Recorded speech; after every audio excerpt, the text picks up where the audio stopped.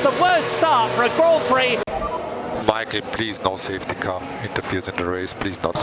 Down into third, fourth position goes David Hillin. Wow, that's one of the Jordans. Michael, please, no safety car interferes in the race, please not. Thinking, no, Michael, that was so not right. Hello, so a one-off video from me, and this is about my other passion, which is Formula One racing. Now, you may have seen, if you're a fan, the last race of the season of 2021, where Lewis Hamilton lost the World Championship and he's now in exile and nobody knows where he is. He's completely silent. And I've just noticed something. Toto Wolff, and indeed Christian Horner, team boss of Red Bull, but especially Toto Wolff of Mercedes, he kind of got away with it, didn't he? And they kind of got away with a lot of lobbying of the rule maker and the referee in that last race. Toto Wolff called for the safety car not to come out. Now, question me if I'm wrong, but it's not really the role of Toto Wolff to decide how a crash is handled on a live track, is it?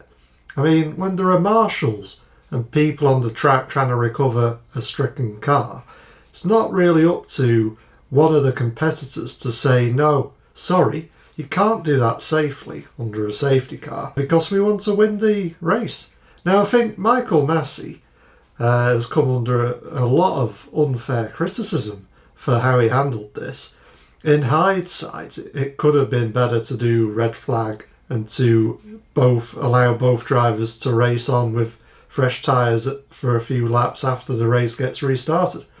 But it's all very well saying that after the event. You've got to make split-second decisions. Now, Michael Masi had a job to do, and that was to safely get Nicholas Latifi's Williams off the track and to allow marshals onto the track to do that under a safety car. I really think it is disgraceful for Toto Wolff to say, Michael, please, no safety car interferes in the race, please not.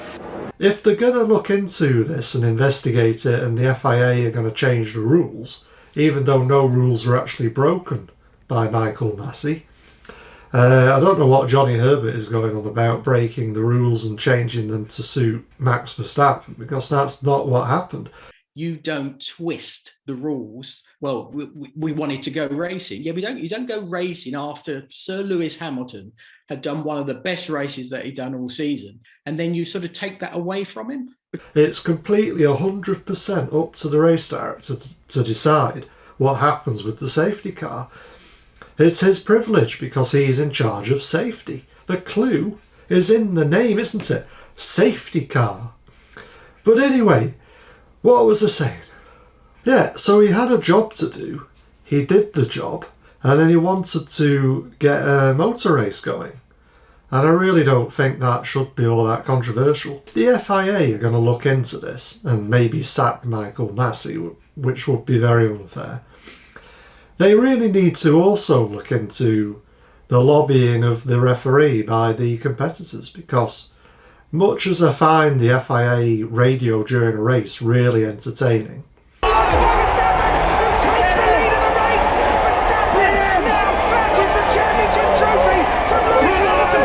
I don't think that, Toto Wolff should be getting away with saying things like that.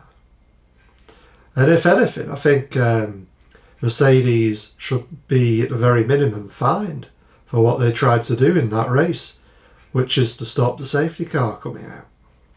As Joost would say, let's go racing! Probably dirty tyres from being off.